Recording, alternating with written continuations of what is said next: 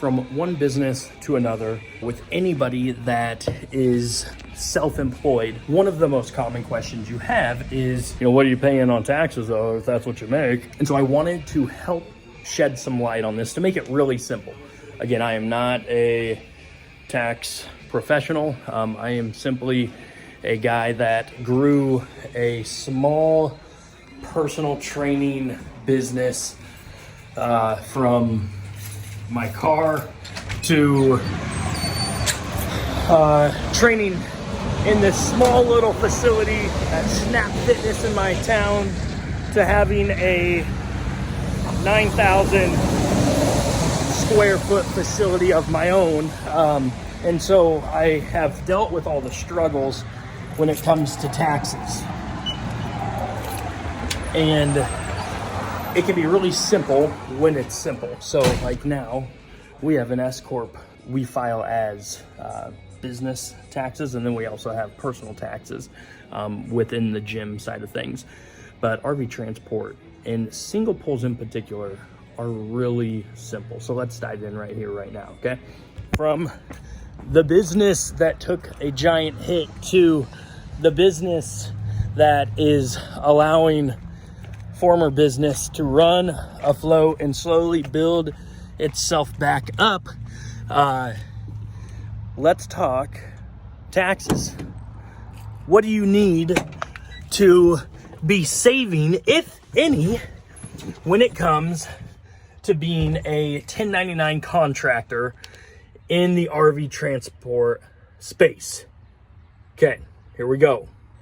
All right, we're gonna use this window, this dry erase marker, and we're gonna keep things super simple, super short, to the point, so that you can have some clarity on that question of, well, what do you need to withhold for taxes? Are you setting back money for taxes? Again, this is really about single poles, but it applies to any RV transport space, so like haul and tow as well. So just two things that we're going to talk about. This is to give you an idea. Talk to your tax professional. But this is to give you an idea so that you understand the tax benefits in the RV transport space. So two things we're going to talk about that'll help you get a pretty good idea, because you'll be able to have more deductions than what I'm about to mention. So the first, these numbers are as of the 2020 numbers, 57.5 cents per mile you're able to write off in terms of any business related travel. The other one is a $66 per diem for meals, and I believe the IRS says incidental expenses.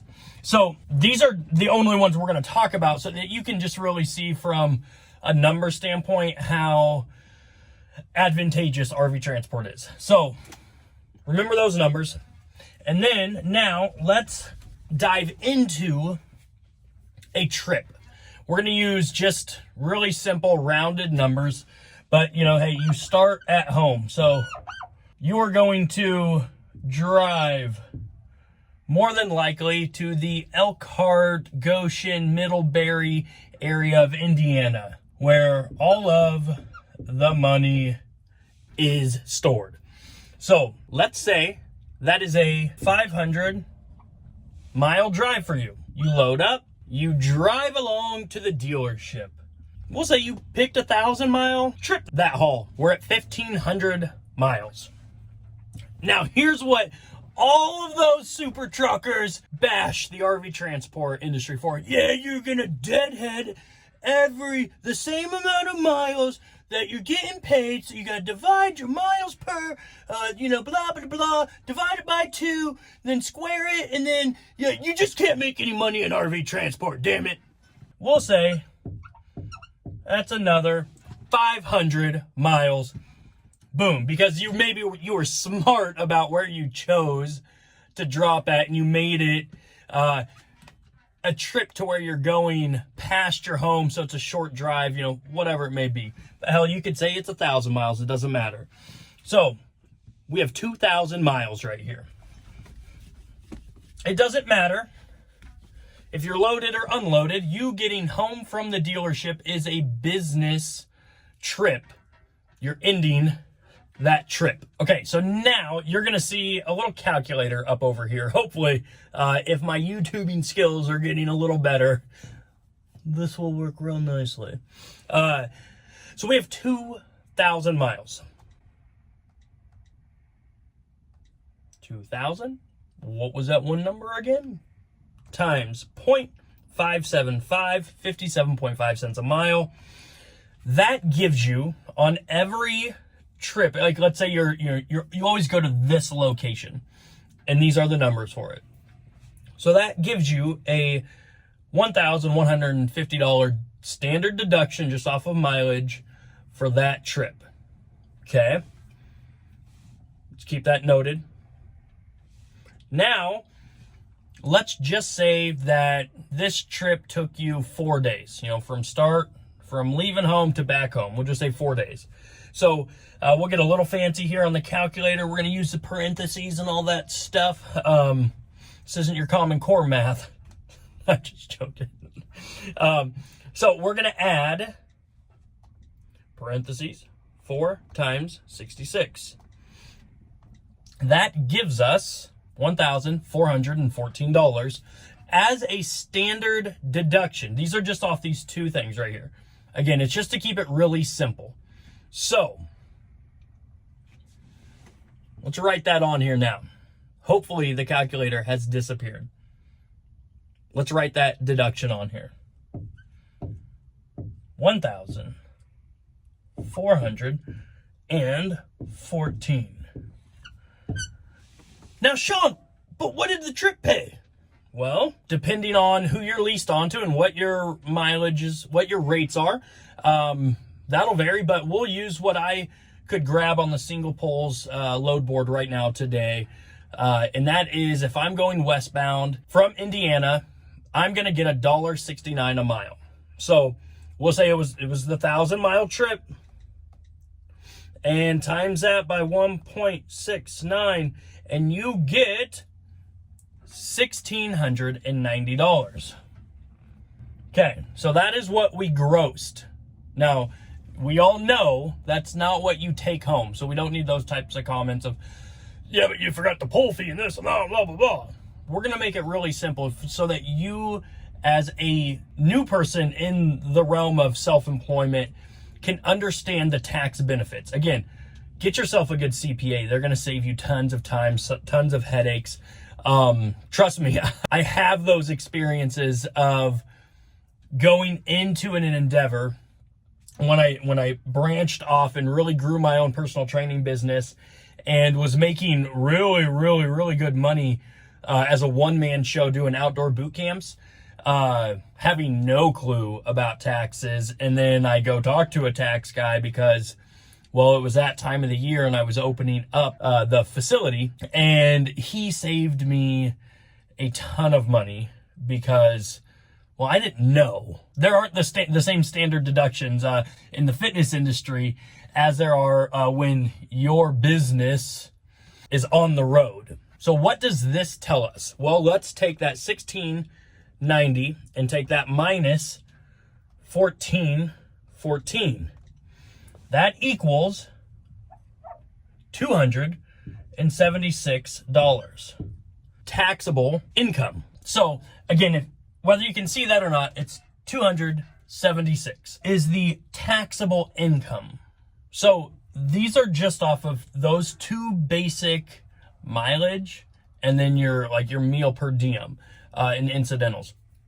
There's an overnight tax standard deduction in terms of like hotels, whatever. And then you're going to have other expenses that you're going to be able to write off. So why is it that so many guys can show that they actually had a loss on their tax returns when they're actually making money? It's just because of the advantageous standard deductions in the transport world. And when you're using a pickup truck and doing single pulls, you're getting extra benefits because of your increased miles per gallon on your deadheading, your lower monthly expenses because you don't have an 18-wheeler, $3,000 a month payment. I mean, maybe if you're leasing on with Enterprise, you may have that, but I wouldn't recommend that for single pulls or for much of anything. But this is just a quick, super easy video on that. Yeah, that's what you gross, but wait till tax time comes. No, that's just whoever you are that you say that, you're just inaccurately speaking. If you're making a living doing single pulls, chances are, and if you've been in it for long enough to do your taxes, and you're typically only doing outbound loads, you understand what I'm talking about right here in terms of just your numbers, your income when it comes to tax time, being either showing a loss or just barely showing hardly any net earnings at the end of the year. Now, you know that your bank account says differently, but again, it's because of just standard deductions along with other write-offs that you're able to, throw in the calculations of, hey, what do I owe the government? So hopefully this was helpful. Nothing fancy, but hopefully it just sheds some light on the advantages of RV transport when it comes to tax time. So then if you're somebody that's looking at jumping on board, but you hear all these negative comments because negative people always spit out negative things, and it's kind of scaring you, hopefully this doesn't scare you as much. Talk to somebody that's been in the industry, that has an open mindset, that's willing to share information and not hide it from you because they're worried about new drivers taking all the loads. Oh my goodness, we're going to be out of money and nobody's going to be driving.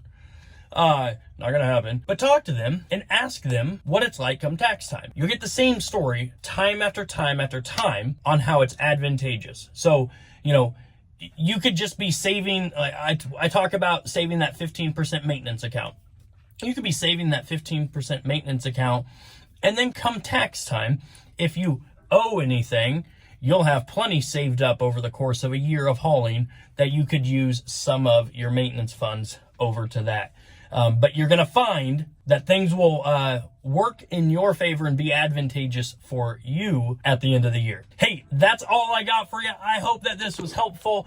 Go ahead, hit that like button, subscribe it. Maybe you got one of those Facebook groups and you want to see what the super trucker's saying it to, my basic knowledge of the guy that doesn't know anything.